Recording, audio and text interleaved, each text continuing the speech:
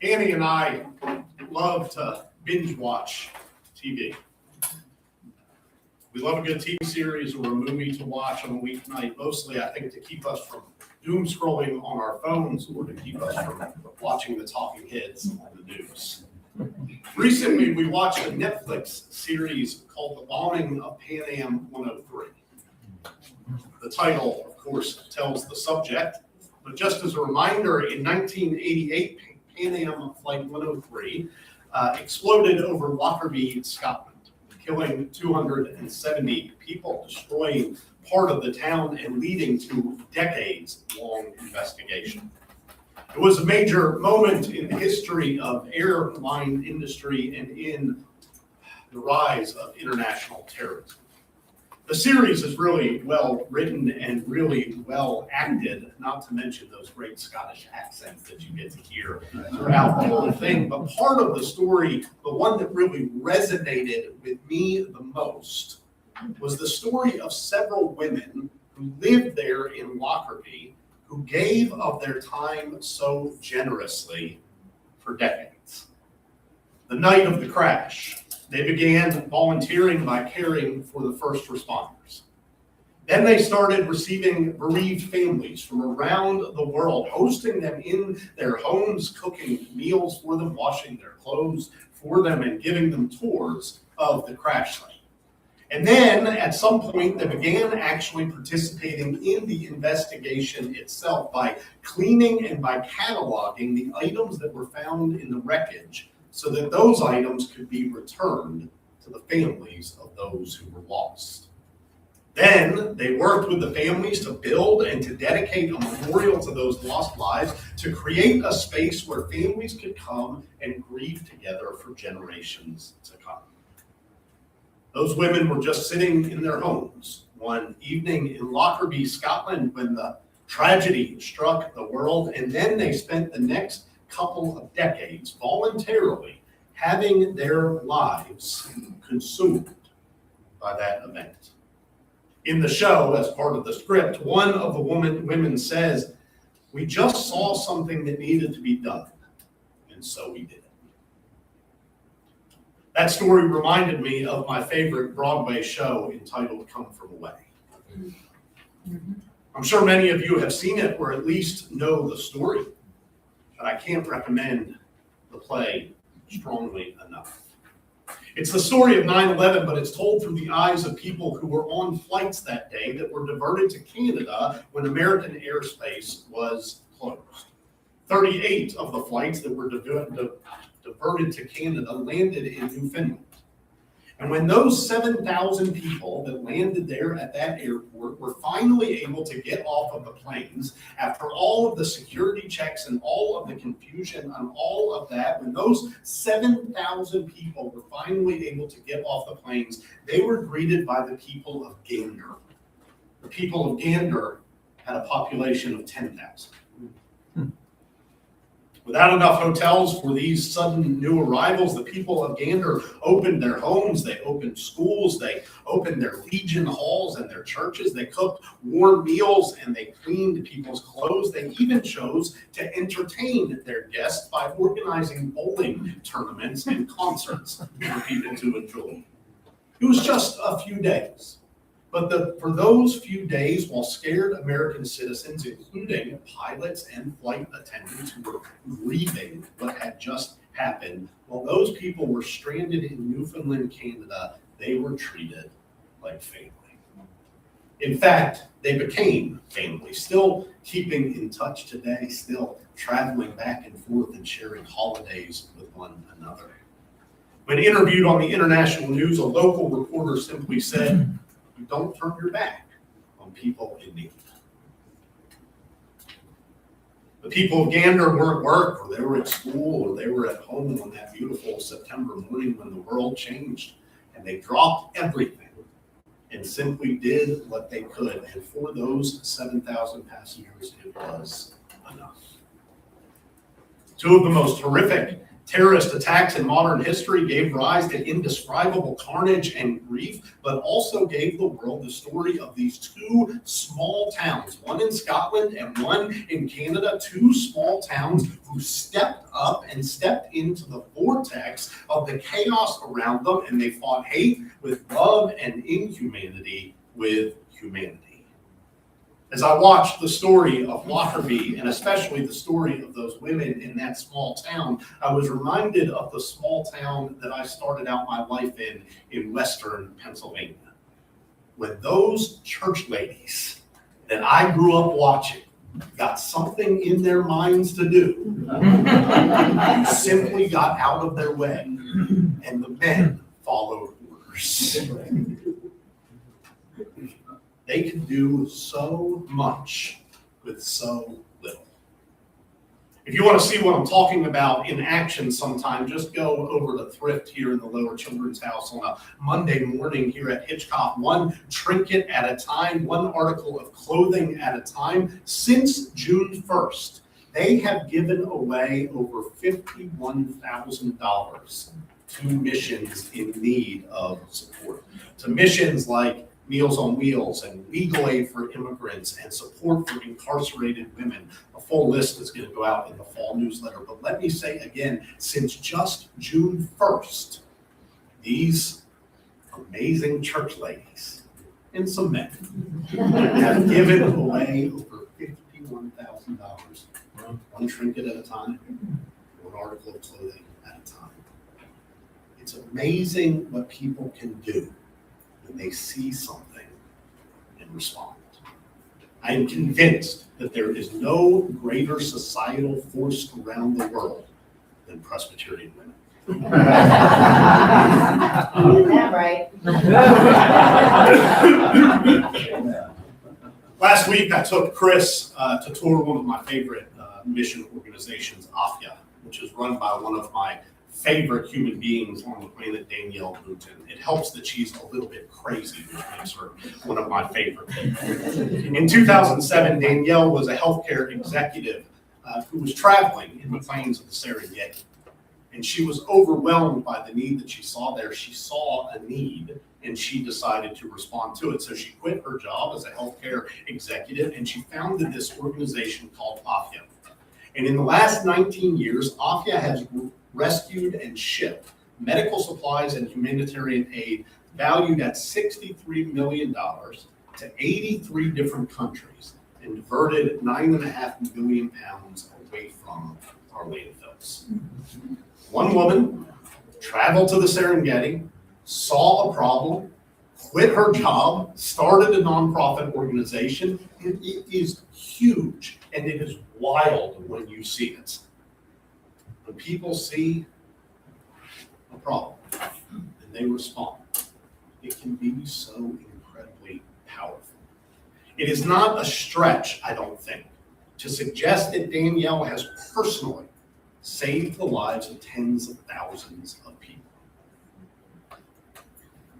She got out of the boat, and she took a step, and another step, and then another step. Presbyterian pastor Fred Rogers, better known as Mr. Rogers, said this: "When I was a boy and I would see scary things in the news, my mother would say to me, look for the helpers, always find people who are helping."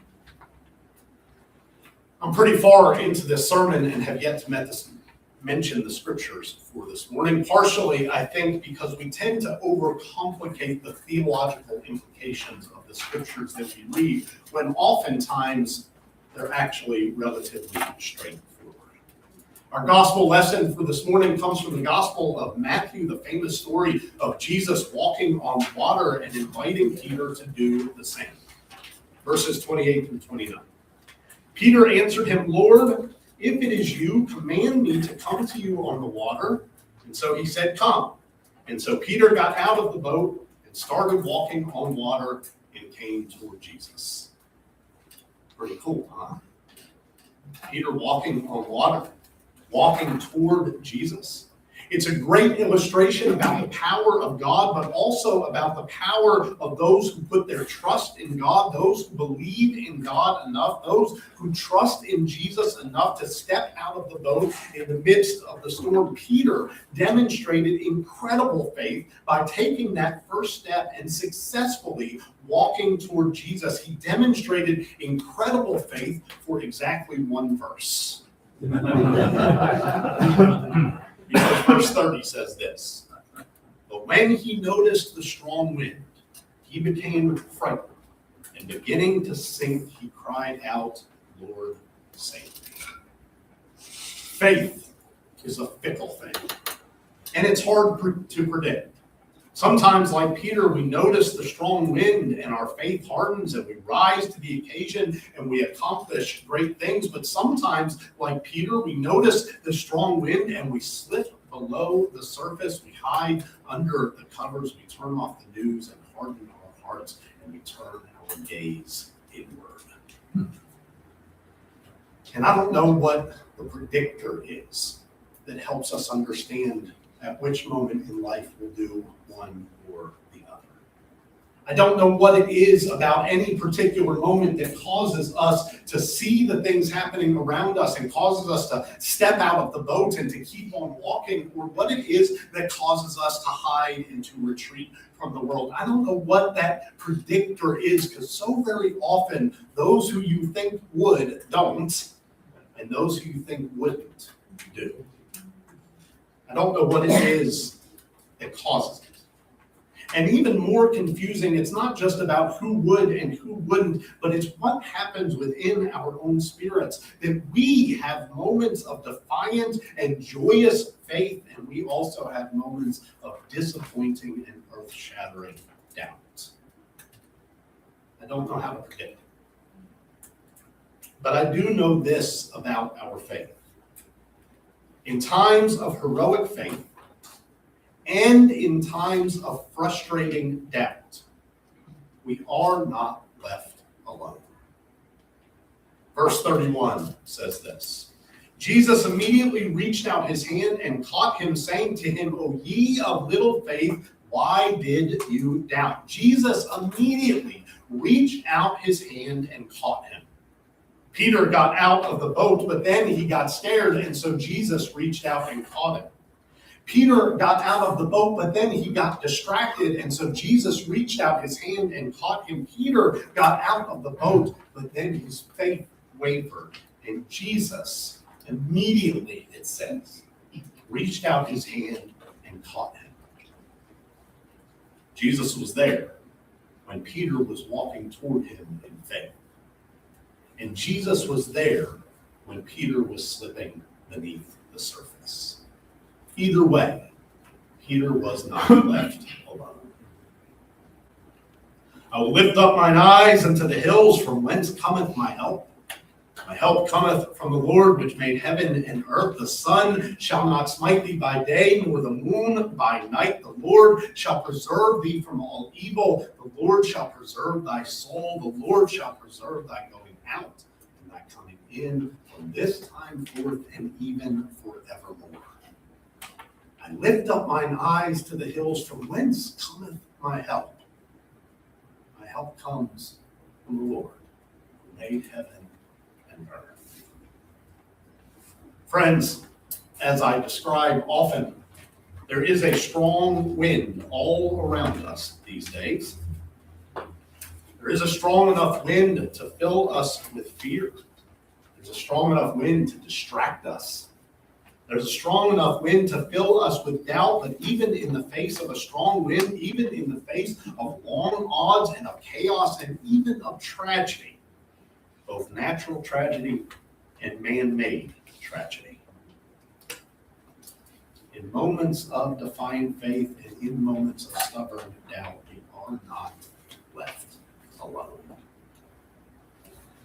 Jesus is there, watching proudly as we march toward him, taking our hand when we veer away, So if that's the case, if Jesus is there watching us proudly as we march toward him, but also grabbing our hand and redirecting us back to the path when we tend to veer away, if that is the case, then really all that it takes from us is to get out of the boat. All we are called to do is to take that first step, even when we can't see the whole staircase.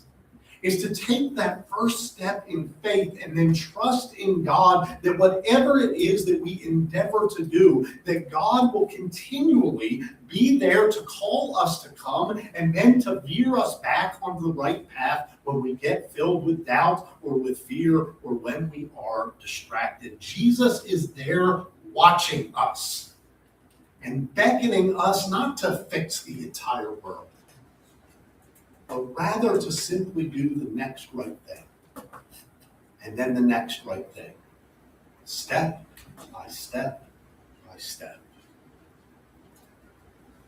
The people of Lockerbie, Scotland, couldn't bring the dead back to life, but they could love the living, and so they did. The people of Newfoundland couldn't undo the evil of that ugly day, but they could demonstrate the healing power of hospitality for all the world.